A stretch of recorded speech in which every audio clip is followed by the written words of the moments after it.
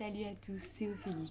Je choisis un nouveau format pour partager avec vous aujourd'hui. Soyez indulgents, c'est la première fois pour moi et c'est pas du tout évident. Je vais vous parler d'un sujet avec un titre plutôt accrocheur, une épidémie mondiale responsable d'une crise sanitaire de grande ampleur. Tout de suite, ça doit résonner chez vous et vous faire penser Covid-19, coronavirus. Mais non, on parlera absolument pas de tout ça aujourd'hui.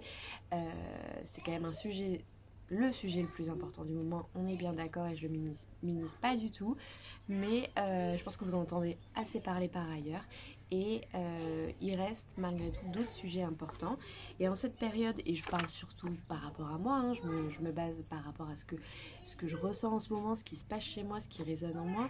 Je suis quelqu'un d'assez angoissé et de très porté sur les émotions et en cette période de confinement où il se passe beaucoup de choses dans mon milieu professionnel, j'en suis quand même très en contact avec tout ça, je me réfugie souvent dans la nourriture et j'ai aussi le problème de prendre 3 kilos rien qu'en regardant les vitrines des pâtisseries, donc si vous voulez au bout d'un moment ça peut poser problème et je risque d'avoir des soucis après ces quelques semaines de confinement. Donc du coup je voulais parler avec vous d'un sujet qui me tient à cœur, le surpoids, l'obésité par extension et la glycémie. Alors je suis pas là pour juger, pour faire culpabiliser, pour dire il faut faire ça, j'ai la bonne méthode, j'ai les régimes miracles, mais pas du tout, hein, loin de là.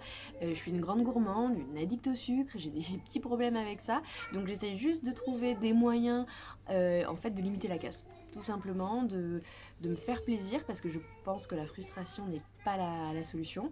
De pas enlever tout ce que j'aime de mon alimentation, c'est pas le but, mais d'essayer d'être maligne et de trouver des moyens un petit peu de manger ce qui me fait plaisir, mais avec une moindre influence et moins de conséquences sur ma santé et sur mon physique. Alors je vais commencer avec quelques chiffres, c'est toujours un petit peu chiant, hein, on va pas se le cacher, c'est mon côté peut-être un peu doc qui reprend le dessus, mais c'est quand même bien de poser les choses et de savoir qu'on part d'une base réelle avec des faits et des chiffres qui sont quand même assez alarmants. Donc moi, ces chiffres et ce terme d'épidémie mondiale, c'est pas moi qui l'ai inventé, hein, j'ai rien sorti de mon chapeau. C'est l'Organisation mondiale de la santé, l'OMS, qui a publié des chiffres, notamment 2,8 millions de personnes meurent chaque année des conséquences de leur surpoids ou de leur obésité. C'est quand même pas négligeable. On a recensé plus d'1,9 million de personnes en surpoids dans le monde et 650 millions de personnes obèses en 2016. La prévalence de l'obésité, donc la prévalence c'est le nombre total de cas dans une population à un moment donné. Ce nombre de cas total a triplé quasiment de 1975 à 2016, ce qui nous inquiète assez, d'autant plus que le problème voit sa genèse de plus en plus précoce, avec plus de 41 millions d'enfants recensés en surpoids en 2016. Très clairement, l'obésité infantile, même si là je parlais du surpoids, hein, mais par extension, après, l'obésité infantile est le problème de santé publique numéro 1 du XXIe siècle. Chez ces petits patients, on peut agir plus tôt, avoir un impact plus important dans leur vie et les prévenir de maladies et d'incapacités grave. Donc, qui dit enfant en surpoids dit plus de chances, enfin plus de risques d'être obèse à l'âge adulte et donc plus de risques de voir se développer tôt dans leur vie des maladies cardiovasculaires, du diabète, syndrome métabolique, enfin plein de choses liées au surpoids notamment et à l'obésité et donc des risques de décès prématurée et d'incapacité précoce chez tous ces patients. Donc voilà, tout ça c'était pour faire un peu un état des lieux de ce qui se passait dans le monde et de ce qui pouvait nous inquiéter en tant que corps médical. Et maintenant je vais vous parler plutôt de ce que moi je décide pour moi-même, hein, c'est toujours pareil, hein, je le fais pour moi, je dis pas il faut faire ça et c'est la meilleure solution et faites-le et je vous regarde. Non, c'est ce que j'ai décidé d'essayer de mettre en place pour moi pour essayer de limiter un peu la casse et surtout de prendre soin de ma santé, bien plus aussi que de parler du côté esthétique de la chose. Donc au final, et je pense que vous, enfin n'importe qui, les trois quarts des gens ne font pas attention à leur glycémie, à part si on est diabétique et qu'on a une maladie qu'on doit surveiller ce paramètre-là. Mais c'est quelque chose sinon qu'on ne surveille pas plus que ça. Pourtant, il a été mis en évidence que les changements importants de taux de sucre dans le sang, donc quand on mange un repas avec un apport de glucides important, on va avoir notre glycémie, donc c'est le taux de sucre dans le sang qui va augmenter en flèche. Et pour répondre à cette augmentation de glycémie, notre corps va réagir via un organe vital qui s'appelle le pancréas. C'est un organe qui est situé derrière l'estomac, qui sécrète notamment des sucs nécessaires à la digestion des aliments, mais également des hormones dont l'insuline.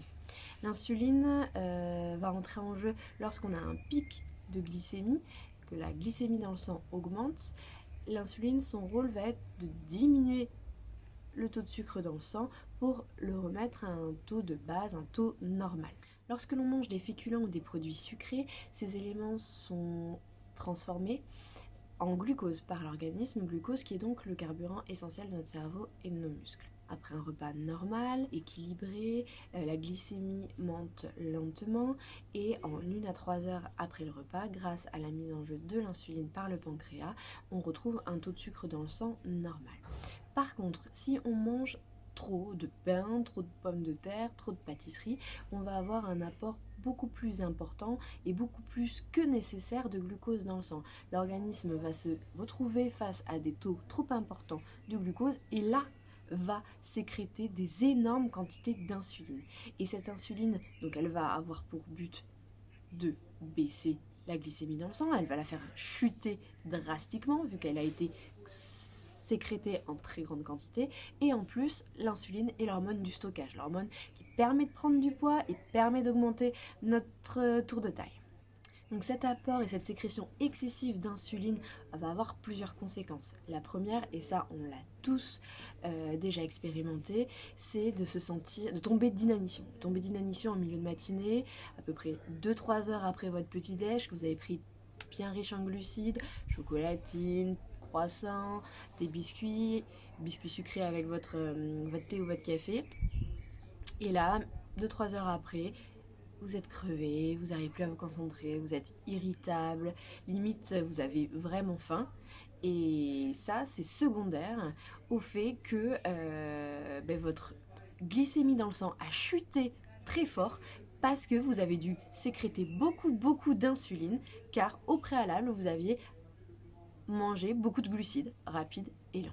Donc en fait, il a été même prouvé scientifiquement que les repas qui provoquaient une grande variation de la glycémie, avec une grande montée du taux de glucose plus une grosse sécrétion d'insuline, étaient ceux qui donnaient le plus la sensation de faim à peu de temps après les avoir consommés et à distance du prochain repas. Alors on l'a bien compris, avec ces repas qui vont augmenter notre glycémie, le corps va produire un surcroît d'insuline, mais va aussi arrêter de brûler les graisses. Bah oui, d'abord on va essayer de consommer tout ce glucose en excès. Donc on met en stand-by le fait de brûler les graisses. Et comme une bonne nouvelle n'arrive jamais seule, on a mis en évidence dans une étude faite sur des hommes et des femmes en surpoids que les repas qui provoquaient une forte réponse glycémique, comme je vous l'ai expliqué, aussi avaient pour tendance de diminuer le métabolisme basal des gens. Super. Donc du coup, l'énergie que notre corps dépense à ne rien faire, juste pour fonctionner, respirer, digérer, ce qu'on dépense en dormant même, en faisant rien, diminue. Donc ce qu'on mange, on le stocke encore plus et on l'élimine encore moins. Là où c'est quand même assez notable, c'est que dans cette étude, il mettait en évidence que la diminution du métabolisme basal faisait qu'on brûlait en moins 80 kcal par jour. C'est-à-dire que habituellement c'est 80 kcal par jour qui étaient brûlés à ne rien faire, juste au fonctionnement de notre corps, ne sont plus brûlés, donc vont être stockés, et ça correspond à peu près à 500 grammes en 6 semaines de poids en plus, voire à 3,5 kg au bout d'un an. Donc c'est vraiment pas négligeable.